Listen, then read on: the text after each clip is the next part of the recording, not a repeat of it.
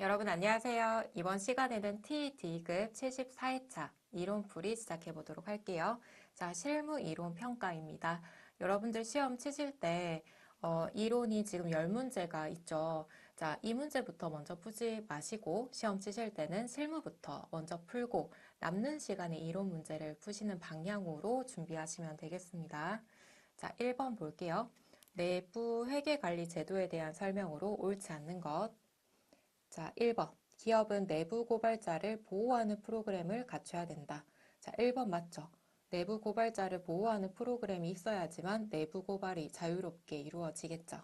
자, 2번. 외부에 공시되는 재무제표의 신뢰성 확보를 주된 목적으로 한다.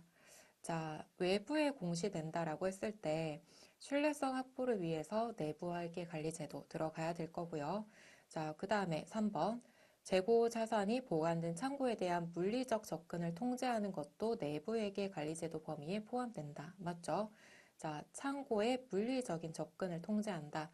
관리자만 입장이 가능하도록 하거나 그런 식으로 통제하는 것도 신뢰성 확보에 도움이 되겠죠. 4번. 회계 감사를 수행하는 외부 감사인이 따라야 할 감사 절차를 규정하고 있다. 자, 회계 감사를 위해서 감사 절차를 규정하고 있다라는 것은 내부 회계 관리 제도와 무관합니다. 따라서 4번이 옳지 않은 문장이고요. 자, 그 다음에 2번. 자, 12월 31일 보유 중인 상품에 대한 자료입니다. 손익계산서에 인식할 재고자산 평가 손실을 계산하면 얼마인가? 자, 지금 수량이 2,000개가 있고요. 장부상 단가는 120원입니다. 그러니까 취득 원가가 120원이었다라고 이해하시면 되고, 자, 단위당 예상 판매 가격은 130원. 네, 판매할 때 들어가는 판매 비용은 30원이래요. 자, 그럼 판매 가격에다가 판매 비용을 빼주시면 저희가 얻을 수 있는 돈은 100원이라는 거죠. 그죠? 자, 그럼 120원에 매입해서 100원이 남는다라고 했을 때 손실을 보고 있죠. 자, 따라서 2,000개 곱하기 20원. 두 개 빼서 20원. 자, 그러면은 4만 원 나오죠. 4만 원만큼 평가 손실 잡아주시면 되겠습니다. 그래서 예상 판매 가격에다가 예상 판매 비용을 빼고 남은 돈과 장부상 단가 두 개를 빼주셔서 20원 차이만큼 평가 손실 4만 원으로 잡아주시면 되는 겁니다. 자, 그 다음 3번. 자, 항공이 회계를 인수할 때 영업권의 회계 처리에 대한 설명으로 옳지 않는 것. 자, 현재 재무 상태는 어떤가요? 라고 물었어요. 자, 자산 1,000만 원, 부채 400만 원. 자, 800만 원을 지급하고 주회계를 인수하도록 하세요. 자, 그럼 우리가 회계라는 회사를 인수를 하겠다. 재무 상태표를 봤더니, 자, 자산이 1,000만 원이죠.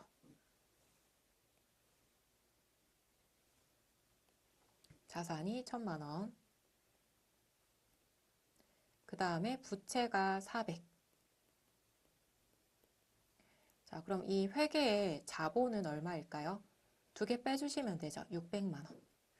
자, 그러면 자산 1,000만 원에 부채는 400만 원 갚고 회사에 남은 순자산은 600만 원입니다. 자, 600만 원짜리를 800만 원 지급하고 인수를 했죠. 그럼 200만 원을 추가로 지급하고 인수를 했기 때문에 이 200만 원을 저희가 영업권이라고 하는 거예요. 영업권. 자, 그래서 초과해서 구입했다. 이 돈을 영업권이라고 합니다. 자, 1번. 영업권은 정액법으로 상각해야 된다. 맞죠? 영업권의 내용 연수는 5년을 초과할 수 없다. 자, 2번이 틀렸고요. 20년을 초과할 수 없다라고 보셔야 돼요.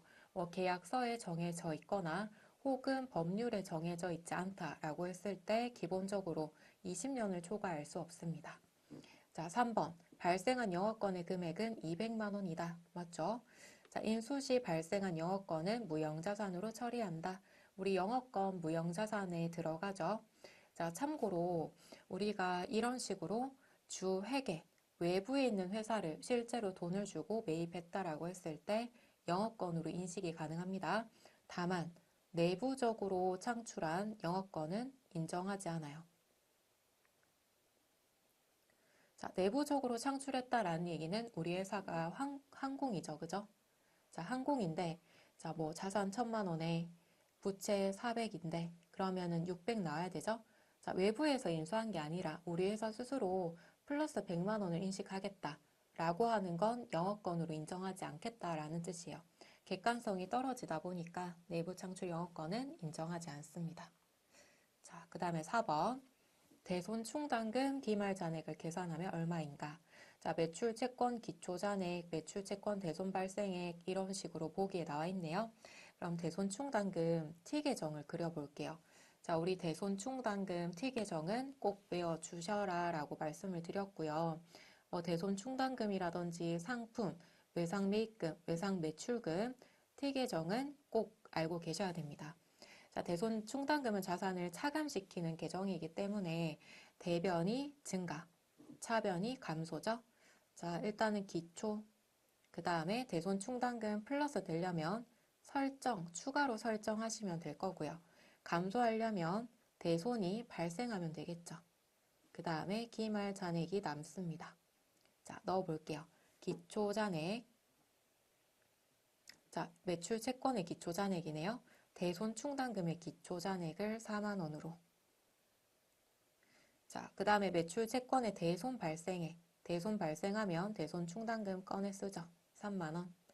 자, 그 다음에 단기 대손 상각비 계상액 5만 원. 설정액으로 넣어주시면 되겠죠. 자, 참고로 단기 대손 상각비를 계상했다라는 얘기는 우리 12월 31일 날 차변의 대손 상각비 5만 원, 대변의 대손 충당금 5만 원 이렇게 설정하는 걸 의미해요. 그래서 설정액에 5만 원. 자, 그럼 지금 대변이 9만 원. 그럼 차변도 동일하게 9만 원 들어가야겠죠. 그러면 기말 잔액은 5만 원이 되겠네요. 6만 원이 되겠네요. 그죠? 두 개 합쳐서 9만 원이 되어야 하니까. 그래서 정답은 3번입니다. 자, 따라서 대손 충당금 T 계정은 반드시 외우고 계셔야 돼요. 자, 그 다음에 5번. 자, 지금 이 부장과 김 과장에 대하고요. 가나다의 내용으로 옳은 것은 유형자산에 대한 자본적 지출을 수익적 지출로 잘못 처리하면 어떤 효과가 발생하나요? 라고 물었어요. 자, 우리 자본적 지출은 자산의 취득 원가에다가 더해 주셔야겠죠. 그죠? 자, 그 다음에 수익적 지출은 비용으로 분개하셔야겠죠. 수선비라든지 혹은 차량 운반구로, 차량 유지비로 비용으로 넣어 주셔야 되겠죠. 자, 근데 자산으로 처리할 것을 비용으로 잘못 처리했대요. 그러면 자산은 어떻게 돼요? 자산 비용. 자, 자본적 지출을 자본적 지출로 넣지 않았다. 그러면 감소하겠죠. 비용으로 잘못 처리했다. 비용은 증가하겠죠. 자, 이익은 어떻게 될까요? 비용과 반대로 줄어들겠죠. 비용이 커지면 이익은 반대로 줄어듭니다. 자, 그 다음에 자본은 어떻게 될까요? 자본 안에 이익잉여금이 있죠. 이익이 줄어들었기 때문에 자본도 같이 줄어듭니다. 자, 이렇게 보시면 자산과 이익과 자본은 같이 감소하고요.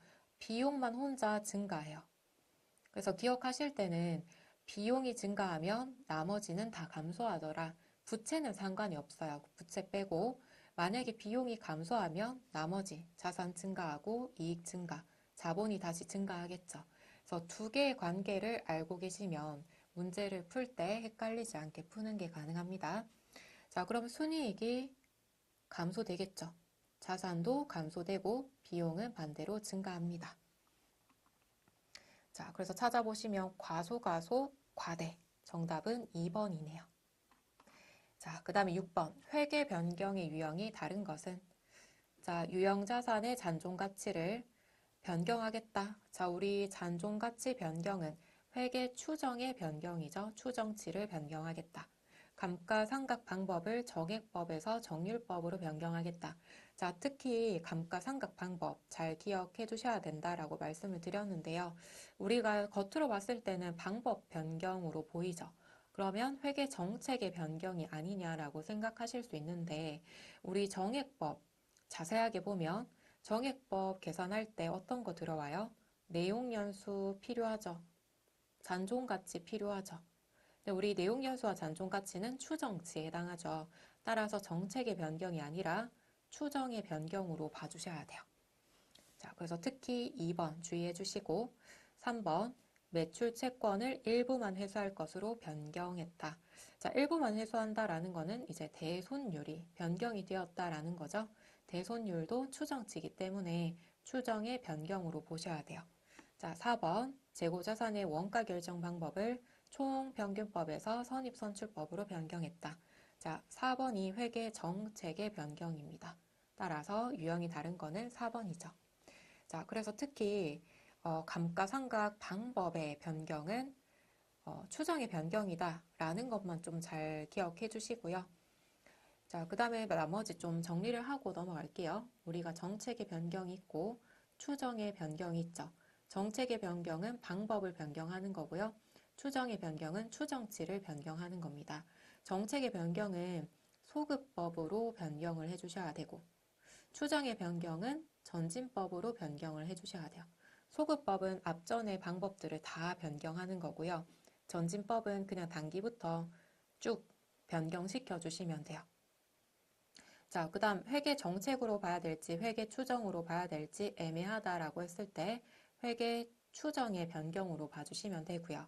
그 다음에 회계 정책의 변경과 추정의 변경이 동시에 이루어진다. 그럼 회계 정책부터 바꿔주시고 두 번째로는 추정의 변경으로 바꿔주시면 돼요. 자, 그 다음 7번. 7번은 부가가치세법입니다. 영세율과 면세에 대한 설명으로 옳은 것. 자, 1번. 면세 사업자는 매입 시 부담한 부가가치세액을 공제받을 수 있다. 자, 1번 틀렸죠. 우리 면세 사업자는 부가가치세 공제 못 받습니다. 자, 따라서 매출세액도 없지만 매입세액에 대해서도 공제가 불가능해요. 자, 그 다음 2번. 면세는 소비지국 과세원칙을 구현하기 위한 제도이다. 자, 이것도 틀렸죠. 자, 소비지국 과세원칙은 영세입니다. 수출, 그죠? 자, 소비지국 과세원칙이다. 소비하는 국가에서 세금을 매기자라는 거예요.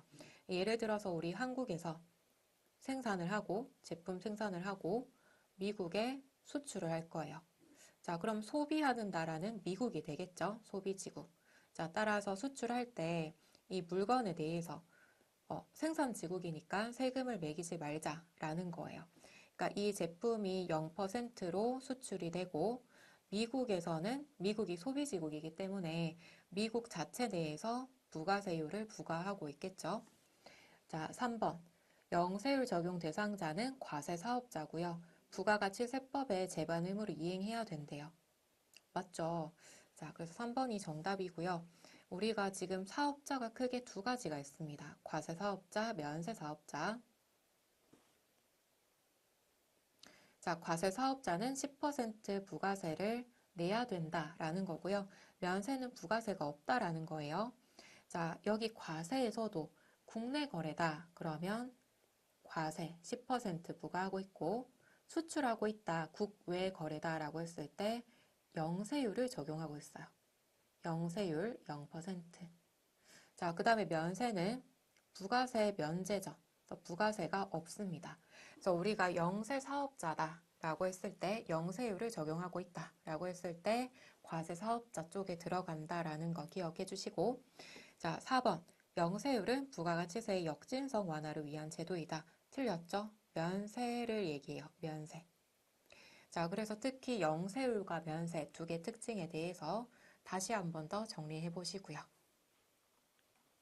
자, 8번.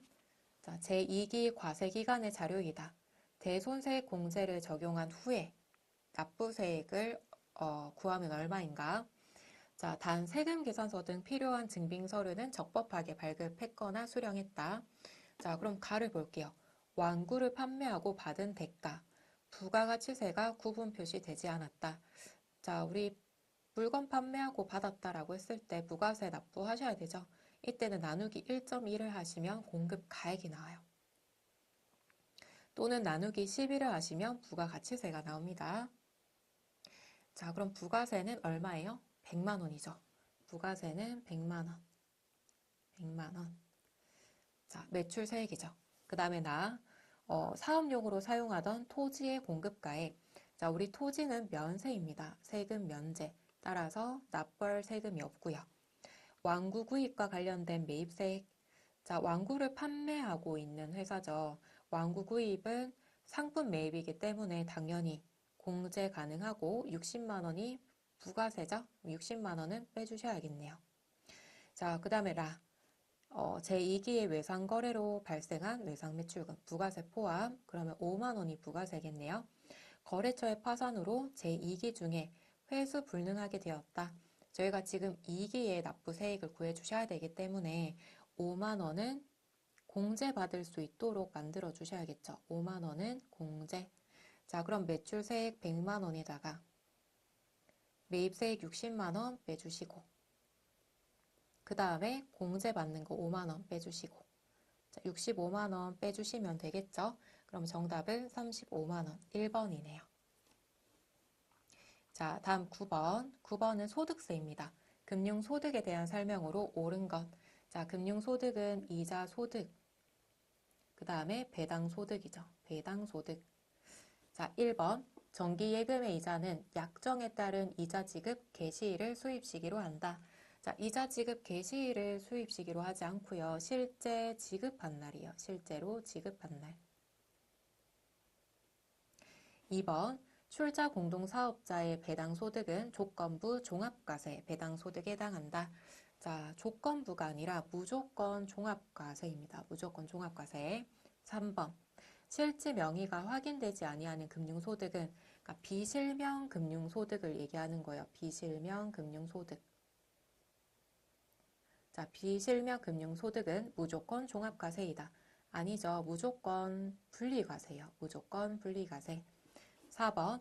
법인 세법에 의해서 처분된 배당은 사업연도 결산 확정일을 수입시기로 한다.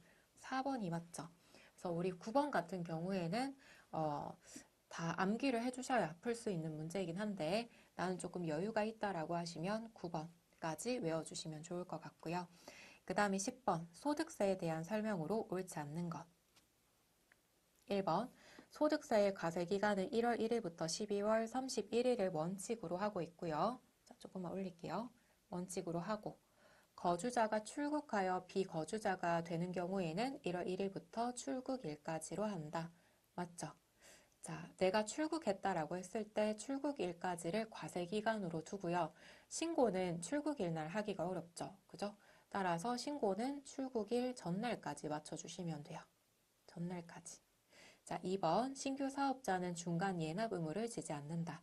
자, 신규로 사업을 개시했어요. 그럼 중간에 미리 납부할 필요가 없습니다. 퇴직소득과 양도소득은 종합소득과 합산과세하지 않는다. 3번도 맞죠. 우리가 분류, 과세라고 해서 퇴직소득과 양도소득은 각각 따로따로 신고하셔야 돼요. 4번 부부가 공동 사업을 영위하는 경우에는 부부 단위로 합산하여 과세하는 것이 원칙이다. 자, 4번이 틀렸고요. 자, 부부가 공동 사업, 같이 사업을 하고 있다라고 해도 각각 개인별로 소득세를 과세를 하고 있습니다. 4번이 틀렸습니다. 자, 이렇게 해서 우리가 이론풀이까지 풀어봤고요. 우리 실무평가는 다음 시간 이어서 풀어보도록 할게요. 수고하셨습니다.